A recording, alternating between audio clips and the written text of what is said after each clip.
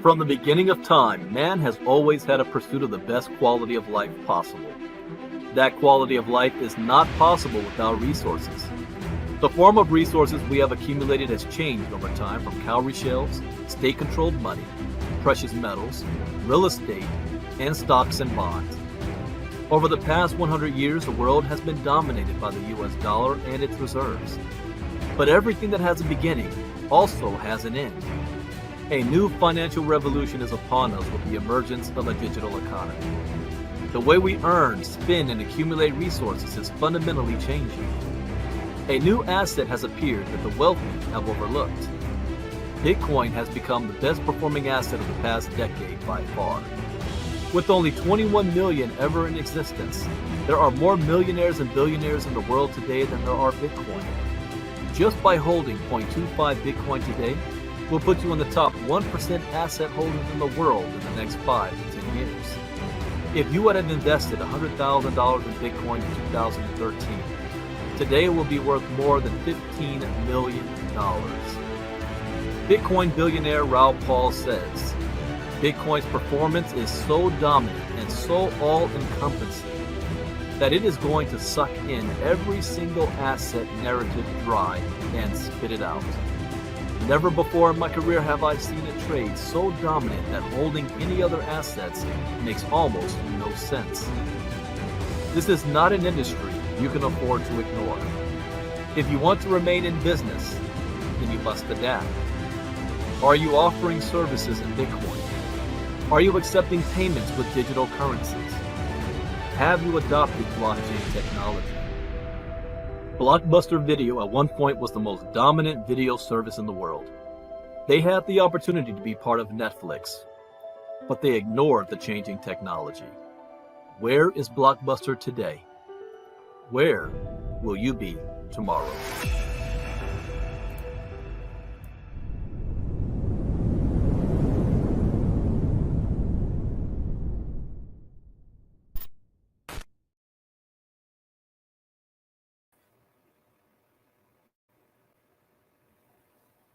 All right. Good morning, everybody. Welcome to Early Morning Crypto Talk. Bitcoin Brandon from Los Angeles, California. Go ahead and type in the chat box where you are listening in from. I am the founder and CEO of Ivy League Crypto Academy. And as a disclaimer, I am not a licensed financial advisor to be giving financial advice. I read the news, give my opinion, share suggestion, and it is up to you to make your own informed, intelligent decision on which direction that you want to move into. That's why you guys do that. I'm trying to get my Saturday morning started right. I got what I call my super juice, where I've got a mixture of raw natural cranberry juice, lemon lime, echinacea, pepper, a little bit of honey, vinegar, apple cider vinegar, all mixed into super juice.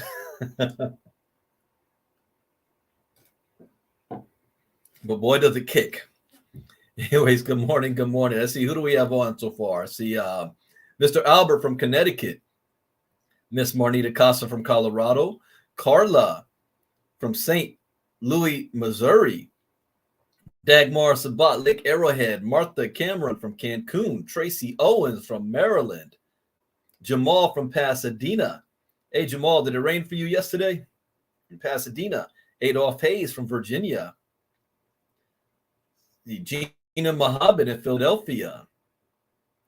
I see Facebook user from Hammond, Indiana. Well, let me see if it shows up here. Nope, I don't know who that is from Hammond, Indiana. Janelle Appling from Colorado. Kevin Strausser from Georgia. Elton from Massachusetts. Wayne James from Dominica.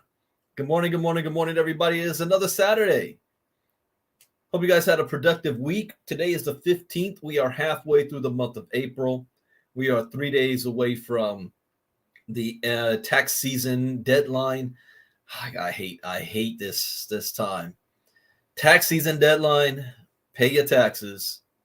If you're in crypto, report your taxes. I'll make sure I'm on public record stating that. I'm not telling anybody how to try to cheat the system.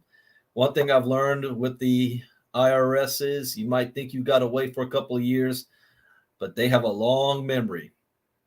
They always come back. It's Keith. Welcome, Keith. Facebook user, good morning, everybody. Joyce Easley from our Happy Saturday. Facebook user from ATL. Good morning, good morning, good morning. All right, so let's go into what's going on in the crypto space. Let me share screen. See, how has the market done over the past week? Well, right now,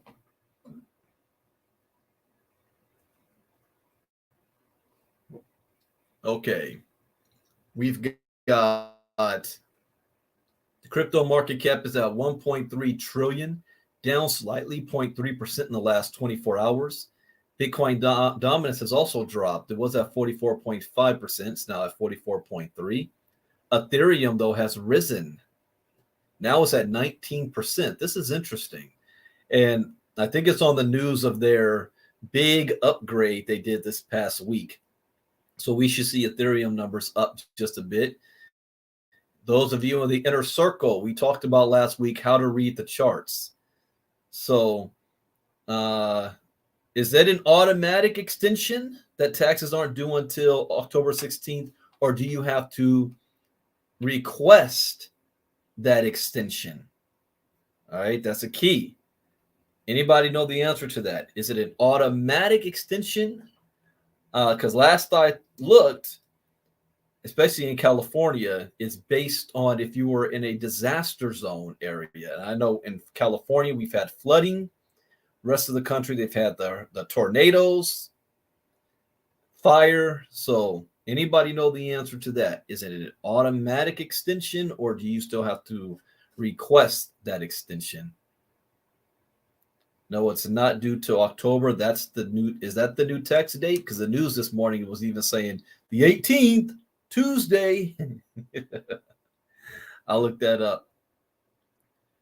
All right.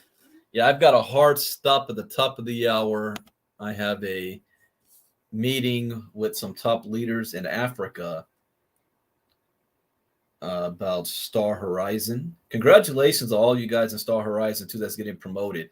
You're going to see me running my mouth a lot today and putting some postings up. And congratulations to Miss Marnita Casa for being ranked number 13 in the world. There she is, Connectress 1. Everybody above, we've got Peter Blackwell, myself, we got Alan Platt, then that's me, Kathy Keene. I'm not sure who Real Cause Moneymaker is. Veristar Explorer. I know Bitcoin Mike from Belgium. And then there is Marnita Casa, Crypto Kina. That's Jason Kina. Trying to see other. That's Paul. Paul from Nigeria is in Chicago. No, Detroit. Paul's in Detroit right now. Kenny Taylor, number 26. I see you, Kenny. See, some of these are usernames, so I don't always recognize the username. Here's Give Me That. Herschel Crow, number 36. Herschel, 36. You missed a day 5. You got to be at least number 5. Diamond Queen, I'm not sure who that is. But congratulations, you guys hitting these leaderboards. Anyways, Bitcoin is sitting at above $30,000. Leonard, your plan for tomorrow? Are you on there, Leonard? Did I miss that?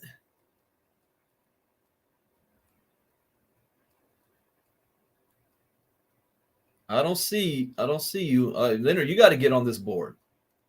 Get in the top 50.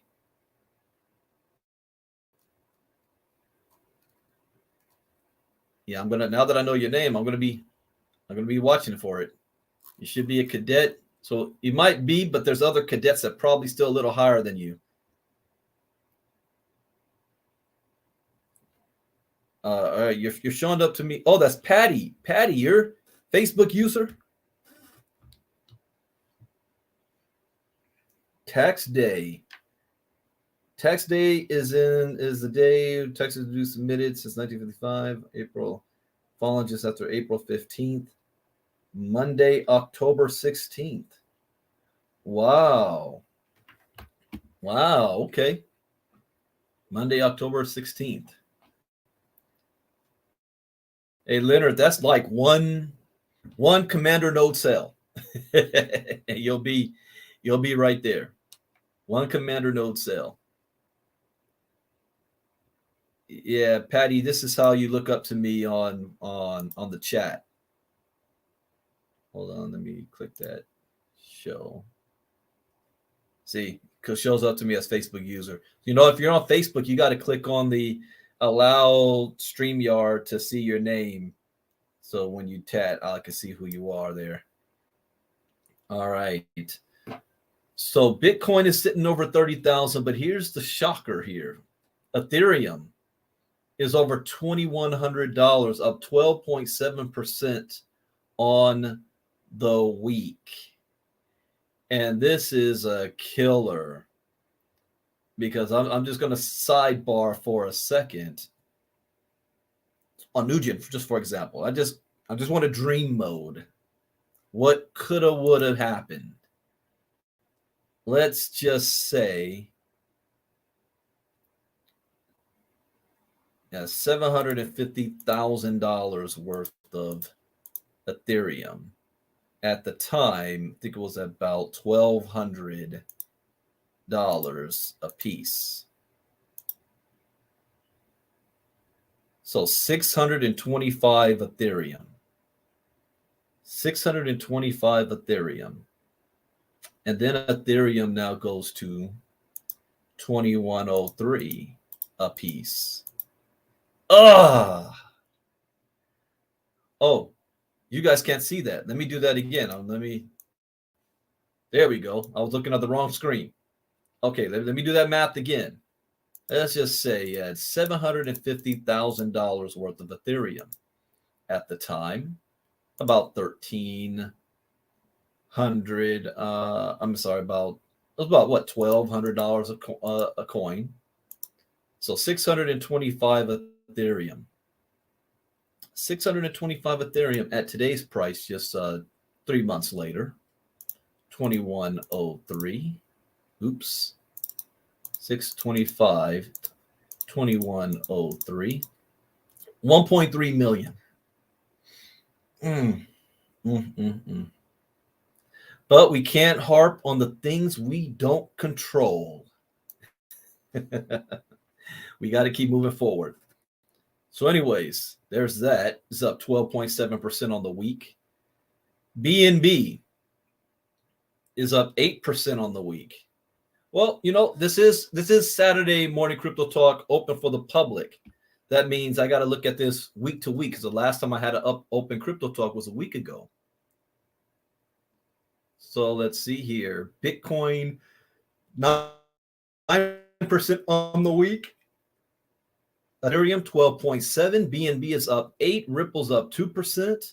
Cardano is up 20% on the week. Dogecoin's up 8.4. Matic is up 6.2. Solana's up 19.2. Polkadot's up 9.9. Litecoin's up 6.3. Shiba Inu 2.9. Avalanche 9.3. Chainlink 8.9. Cosmos Hub 11.8. Toncoin 5.4. OKB 26.2. So look at this one. Arbitrum is up 41.4% on the week. Internet Computer is up 11.1% on the week. ApeCoin 8.2. The Graph 19.7. All right, the best performers this past week since the last time we did public crypto talk.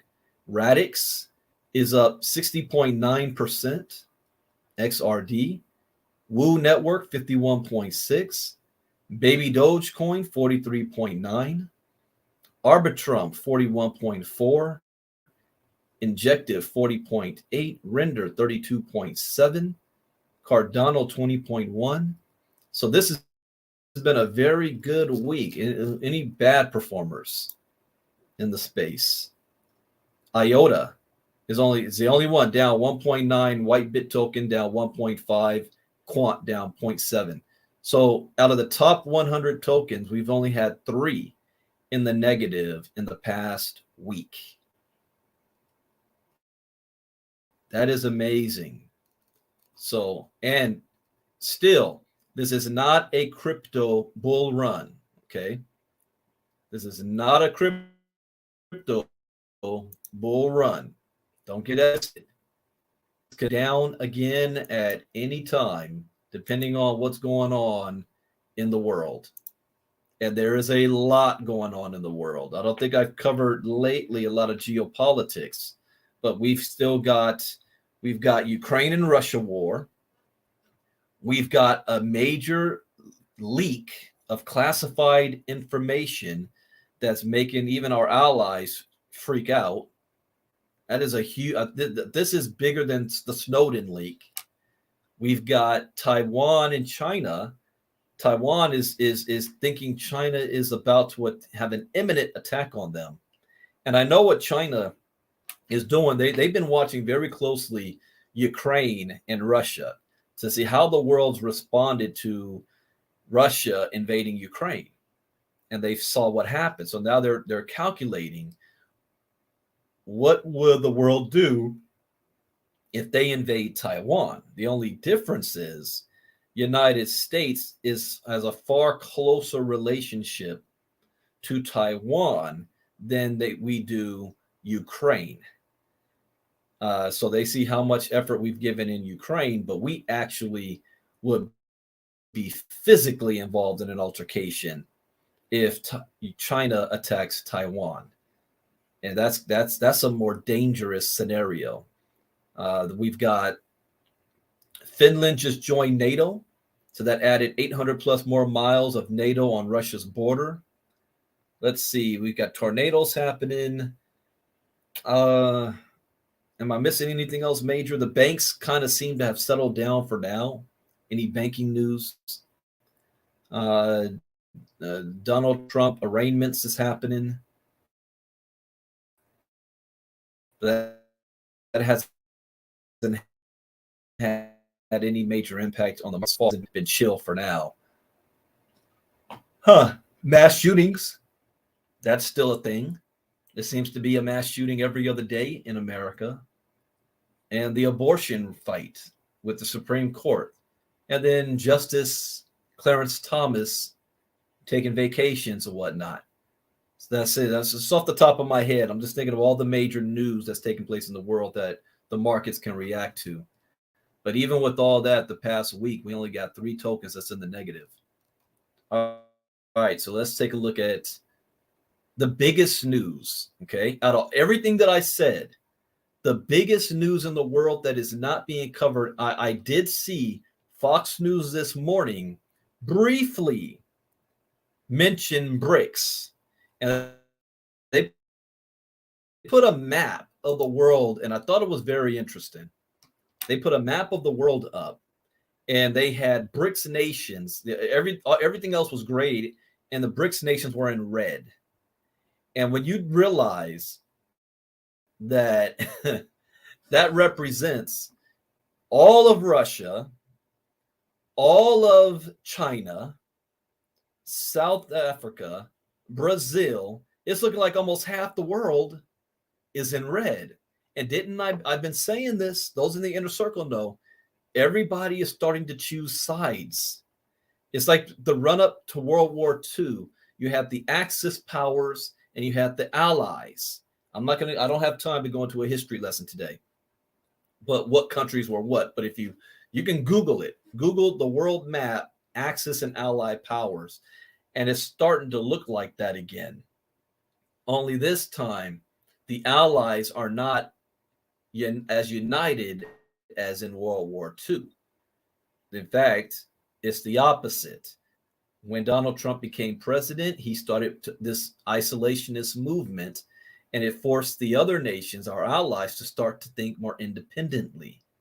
So instead of decisions that's going to be made as a unit, these countries that were our allies are going to start making independent decisions that's best for them. Now, you might think, is that a good thing?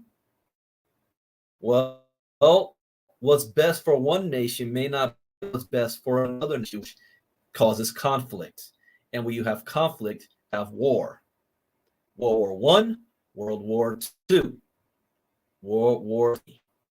So I'm starting to see the chess pieces being moved around and how this is playing out.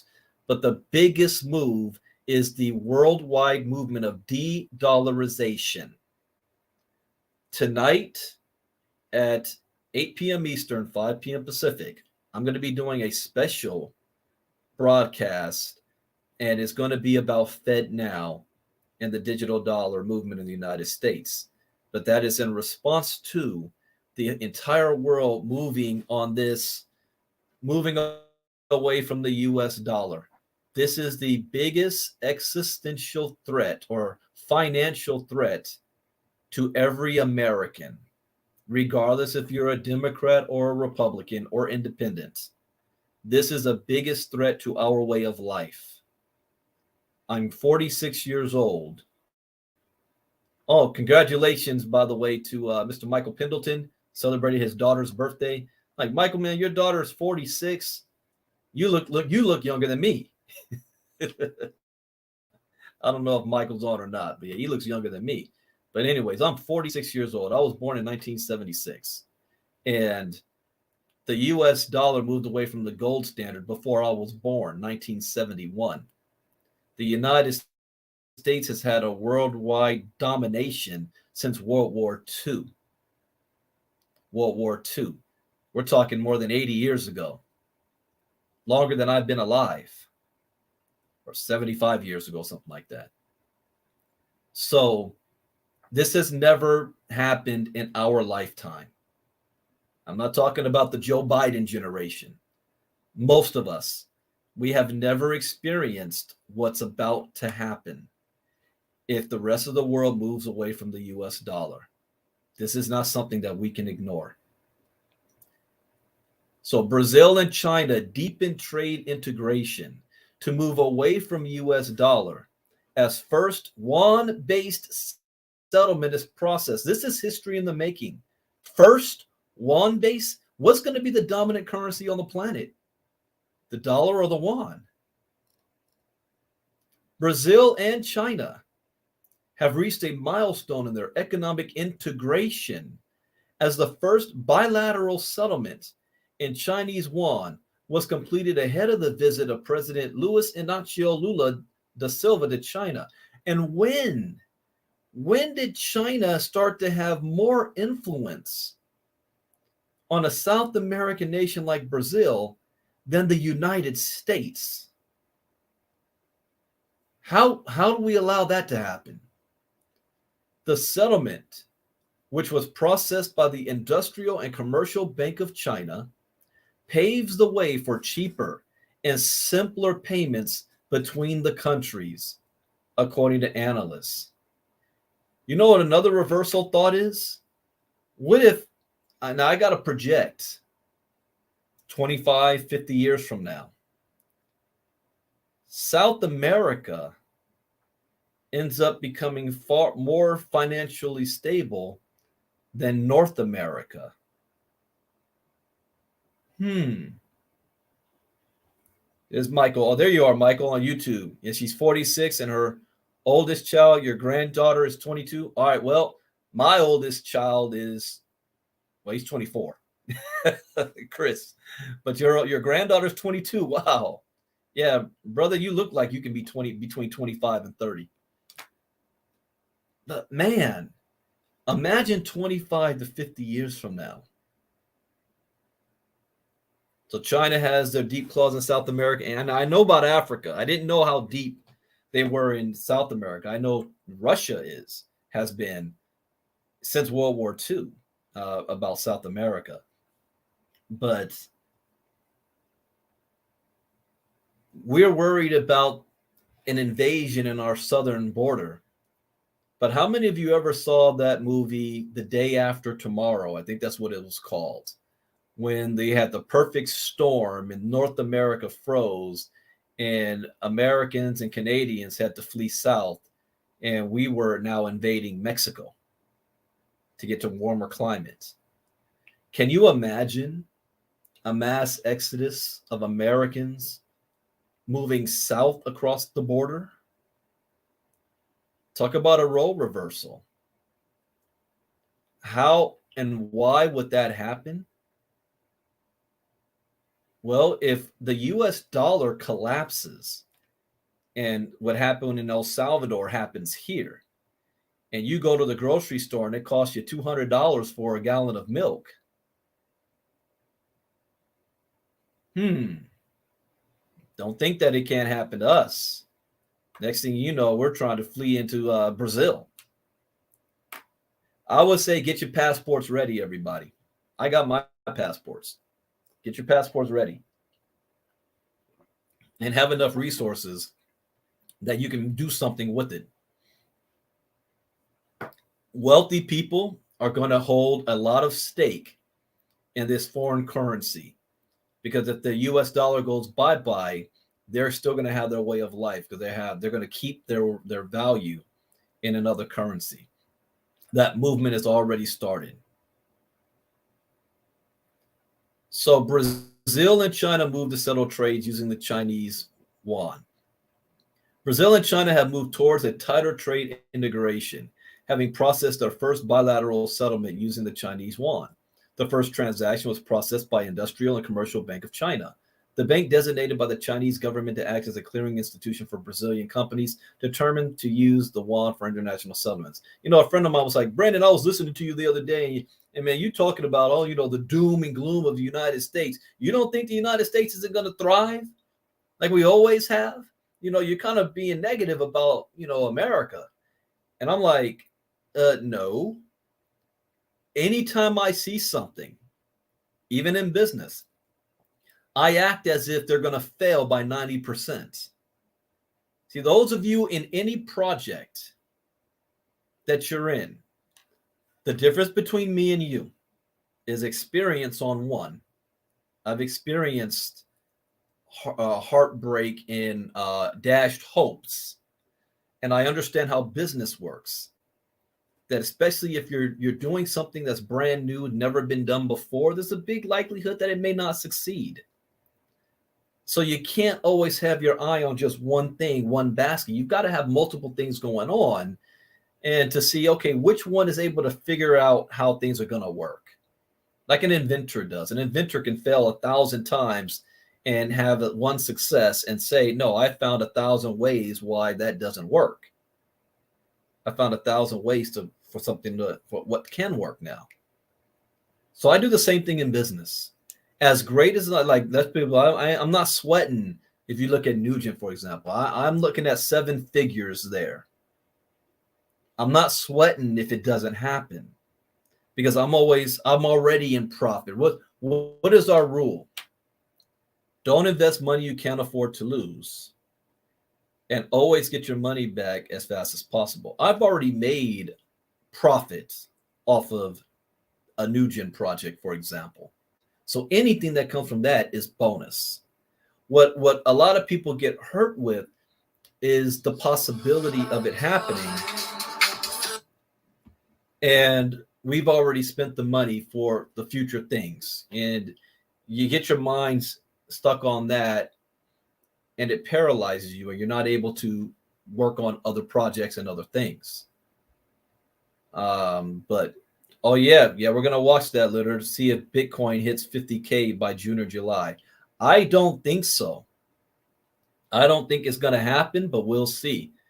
Because I don't think ChatGPT is able to take into account real world movements of the banks, because ChatGPT's algorithm only goes up to 2021. And in 2021, Bitcoin hit $69,000 a coin. But there's a lot that's happened since then, unless it's been upgraded. So we'll see. Yeah, we're going to see, is ChatGPT right or am I right? I'm not going to be mad if ChatGPT is right. I'll be cool with that. The integration of the Chinese yuan and cross-border settlements signals a new, simpler way for companies to be involved in trade transactions without including a third currency conversion factor. Brazil and China inked an agreement last month to settle bilateral transactions using national currencies. Guo Haiping, honorary president of the General Chamber of Chinese Entrepreneurs in Brazil. You know what I find interesting all the time is accents and different people who speak different languages and their accents that come with it. And I always find it interesting when I hear anyone of Asian descent speaking Spanish or vice versa. I find it real interesting. Can you imagine that? China's already got a chamber of Chinese entrepreneurs in Brazil. Says the yuan helps reduce the market risk as well as cut trading costs. TLC, a Chinese electronics giant, told Global Times that the integration of yuan settlements investments are cheaper and less risky because they don't require conversions to a third currency. Isn't that interesting? They don't require conversion to a third currency. What, the US dollar? Lula calls for abandoning the US dollar as world currency. The transaction came before the visit Brazilian President Luiz Inácio Lula da Silva made to his Chinese counterpart, President Xi, with analysts expecting more integration announcements, including the potential integration of Brazil into China's Belt and Road. Really, largest population of Japanese outside of Japan is Sao Paulo? Really? I didn't know that. But we're talking about China taking over in Brazil. I wonder how much influence Japan has. This would involve putting more capital into such mechanisms to make them significant for bigger companies and settlements, according to Tang Ji, a Chinese researcher of Latin American affairs. Wait. You're telling me there's more Japanese in Sao Paulo than there is in the United States? Really? Wow, I didn't know that. Lula has already called for the abandonment of the US dollar as part of his investments during the appointment of former Brazilian President Dilma Rousseff as president of the New Development Bank. Okay, in the olden days, the United States would have did something called regime change. If any South American dictator was running their mouth against the United States, he would be removed. Now he feels emboldened to publicly say this. Other leaders 20, 30 years ago would have feared for their life if they said something like this. So he's talking about abandon the US dollar.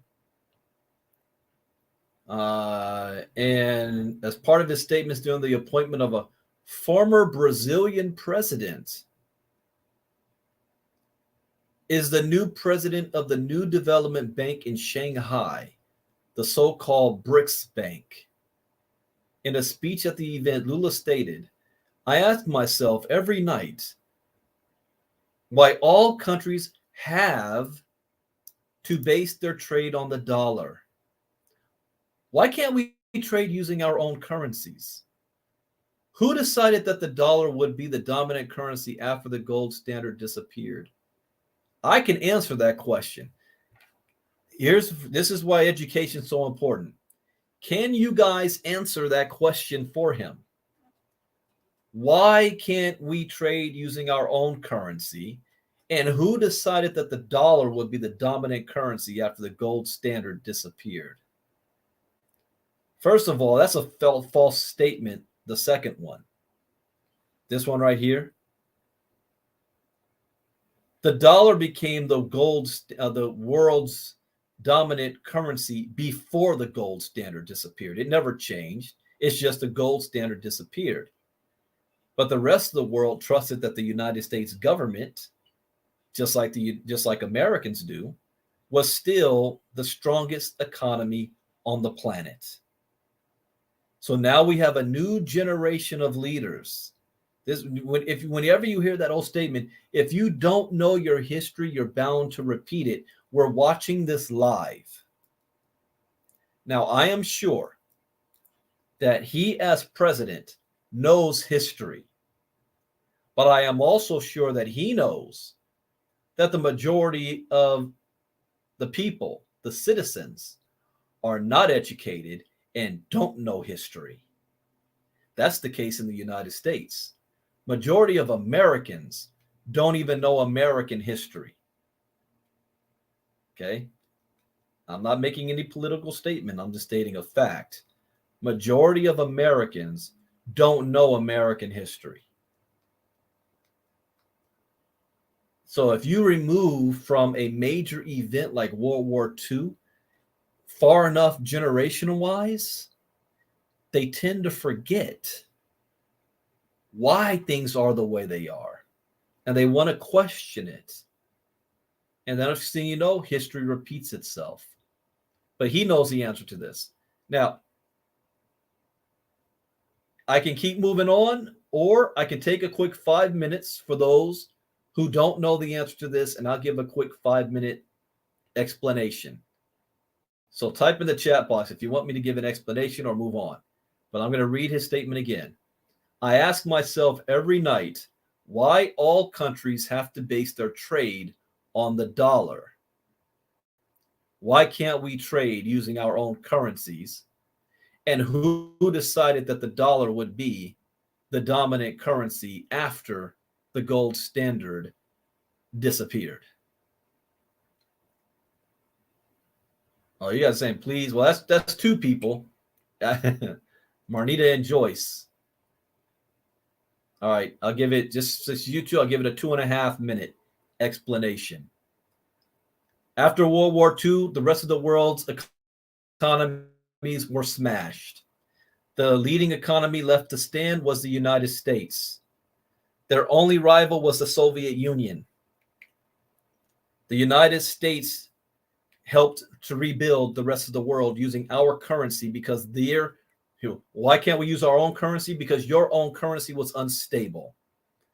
They had wild price fluctuations, wild inflation and swings in value, and the United States was stable because of gold.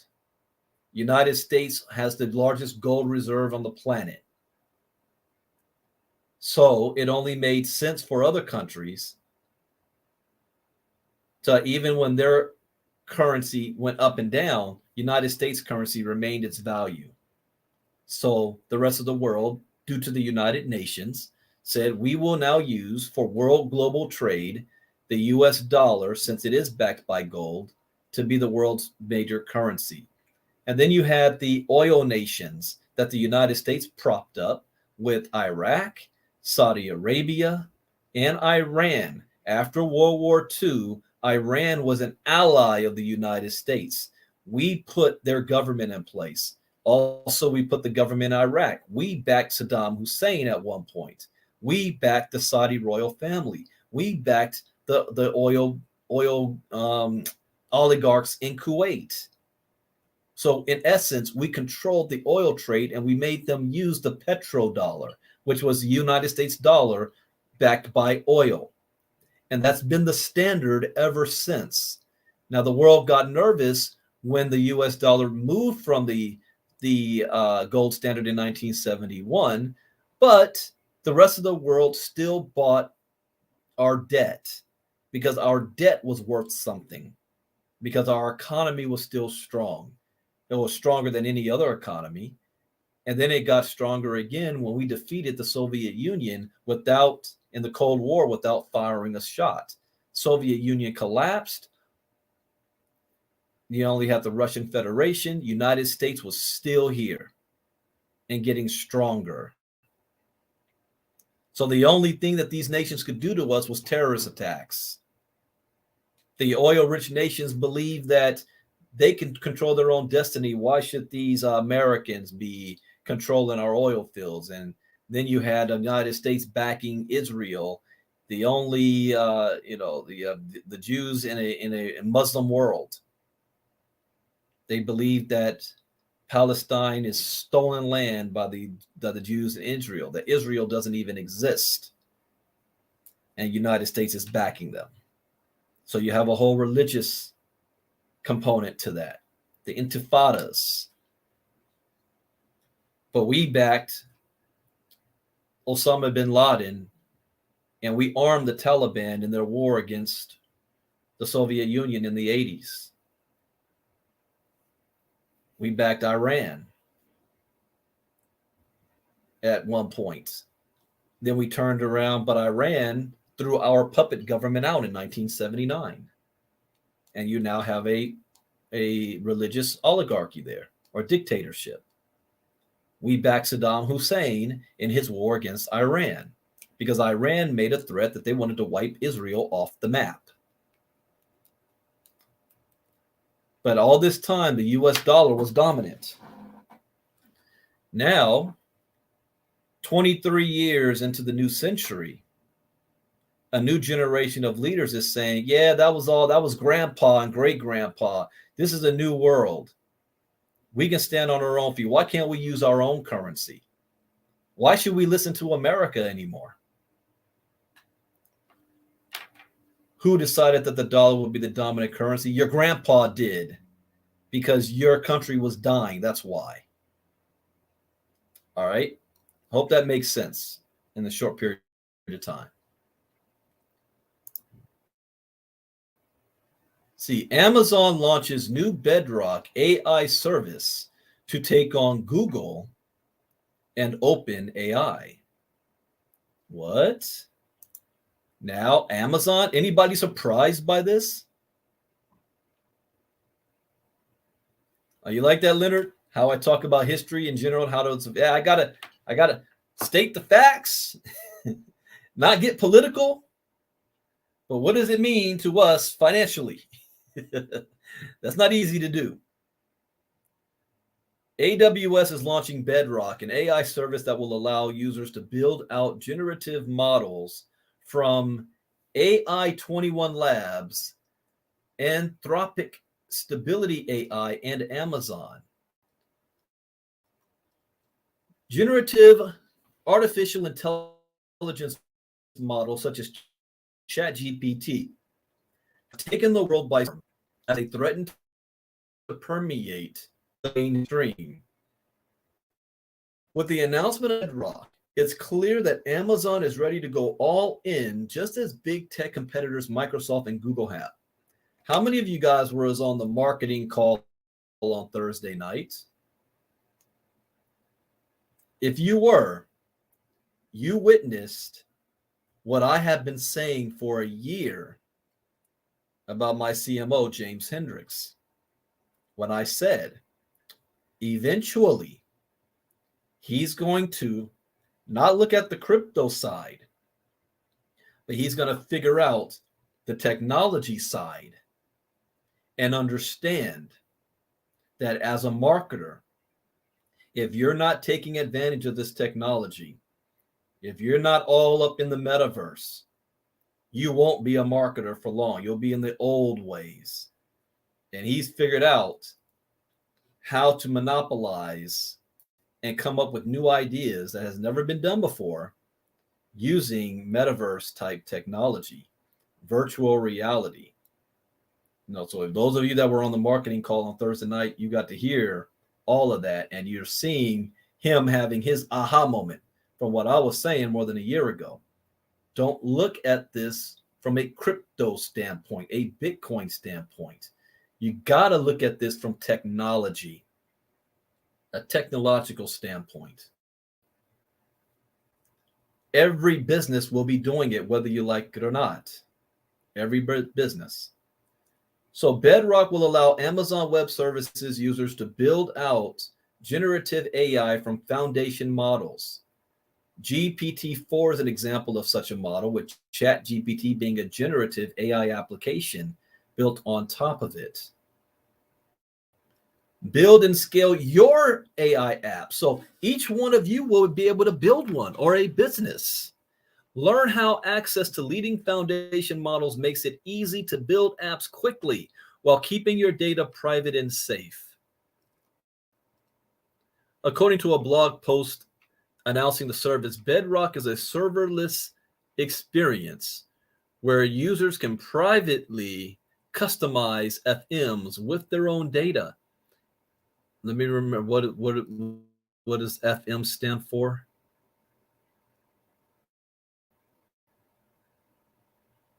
FM, generative. Oh, foundation model. Okay. So users can privately customize FMs with their own data and easily integrate and deploy them into their applications.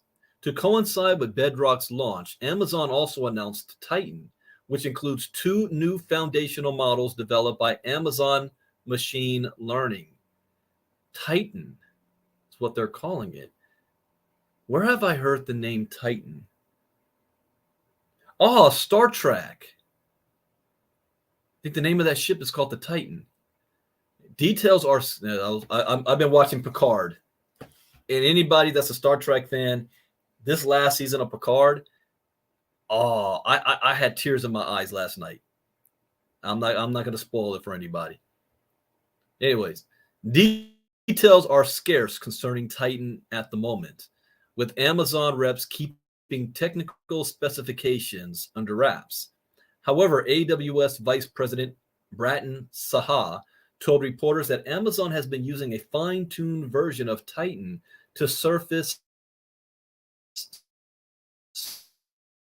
search Amazon's ends. As the company also announced Bedrock integration for some of the industry's most popular models, including Jurassic 2, a multilingual language learning model. The applications of learning or language or translations with AI. Imagine this. Imagine a virtual world. Think like Star Trek or I can't use Star Wars. Star Wars, they use a language called BASIC, which is English. So every species has their own language, but they all know BASIC, which is English. So in Star Trek, they have automatic translators. So it's on their communication device. So when they're speaking their language, the other person hears their own language. So you can have 5 species all speaking at the same time, and they all understand each other, even though they're speaking a different language. Can you imagine you're in a virtual world and you know English, and then you're running around with somebody that speaks French, and you're speaking in the headset. You're speaking one language, but the other person is hearing what you're saying in their language. I know they already have automated translations in, like, there's an app I have here called Epic Heroes. And in the chat box, let's see if I can show this. There's people that play this from nations all over the world.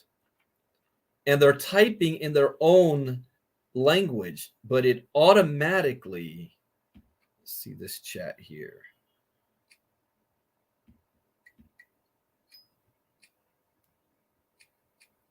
It automatically translates. Oh, it's not going to be able to tell there. Like, these people are speaking in a different language, but it comes to me in English instantly. Now, imagine them having the ability to do that through just talking instantly. So now when you travel, you'll have a wearable device. And I think they already got some technology right now. You have a wearable device that when you speak, it's not coming out in your language, but it's coming out to them in theirs. This is already, I know it's already in existence, but this is cool stuff.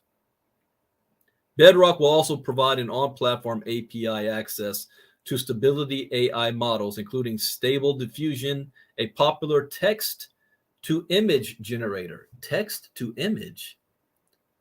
Amazon may be arriving a bit late to the party. A bit late? I mean, how many of you guys are just hearing about, this ChatGPT within the last 6 months?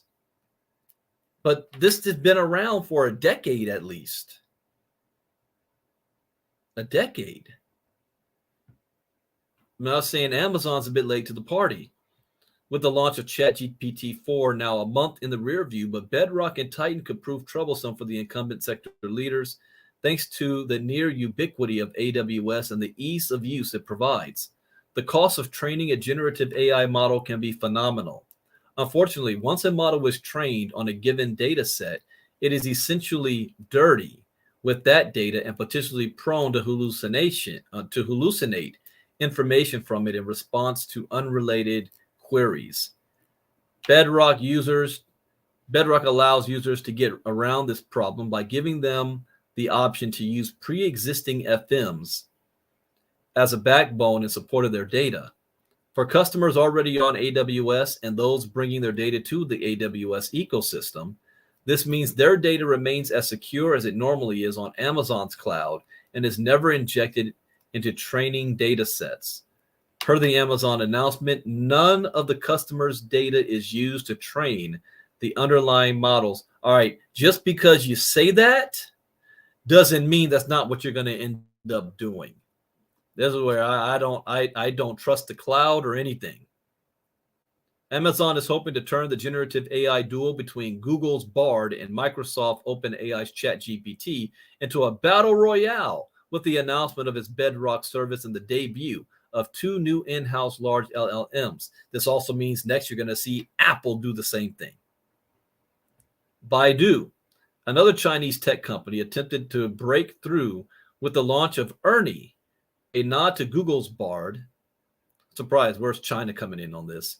But poor reception to the product caused a 10% tumble in the company's shares. As Titan and Bedrock get set to join the first wave of public-facing generative AI models, tech outfits around the world are readying their entrances. Chinese tech firm Alibaba is set to debut its own AI chat, but I was waiting for that. Alibaba's coming up with their own, called Tongji Guanwen, in hopes of bringing some competition to the Western corporations currently dominating the space. This is going to get out of control very quickly. And then there's going to be a worldwide regulation of this. But until then, this is going to get out of control fast.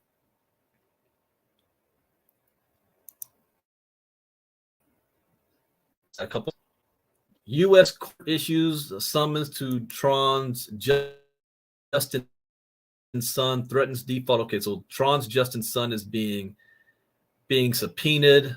A U.S. court issued a summons Singapore address in connection with the SEC civil case. So they want some money. District of New York ordered Sun to respond to the summons within 21 days by contacting attorney for the SEC, Adam Gottlieb. According to the court, judgment by default will be entered should the Tron founder fail to respond, suggesting penalties related to alleged securities. Justin Sun's not going to respond. He's just going to pay the fine, whatever the fine is. In March, the SEC filed a civil lawsuit against Sun, the Tron Foundation, the BitTorrent Foundation, and Rainberry over the orchestration of the unregistered offer and sale, manipulative trading, and unlawful touting of Tron as a crypto asset security. The financial regulator alleged Sun engaged in manipulative wash trading by helping drive public interest in Tron and BitTorrent with the help of celebrities including Soulja Boy, Lindsay Lohan, Jake Paul, and Akon. At the time of the SEC announcement, all celebrities allegedly involved in the scheme had settled with the regulator, with the exception of Austin Mahone and Soldier Boy. Who in the world is Austin Mahone? The SEC said it planned to permanently prohibit Sun from acting as an officer or director of any firm operating crypto securities should it prevail in the case. Well, what if he's not in the United States? How can you have jurisdiction over that? All right. The IMF to publish a CBDC handbook in response to increasing demand for guidance. Now, this is interesting.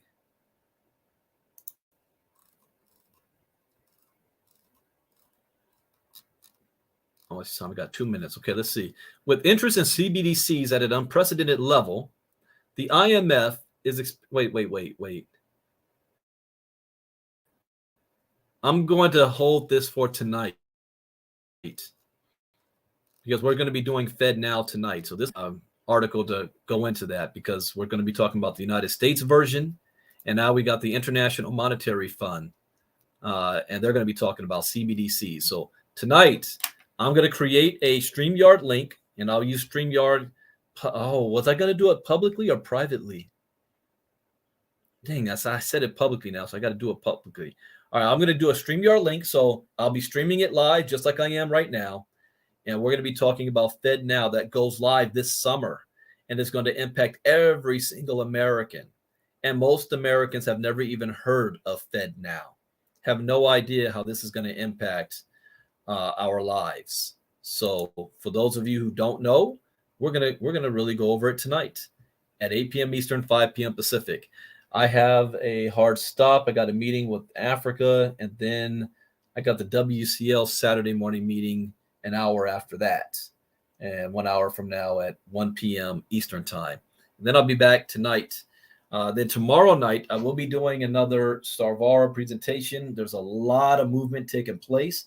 A lot of new interest is happening very quickly. We have new promos taking place. People are making money. Marnita's ranked number 13. Herschel's ranked number 36. I'm just saying. But we have a lot of fun happening here, and it's only going to get bigger and bigger and bigger. So with that, I hope you guys have a great weekend. Those of you that's on the WCL side, I will see you guys in 1 hour. Bitcoin Brandon out. Take care. Bye-bye.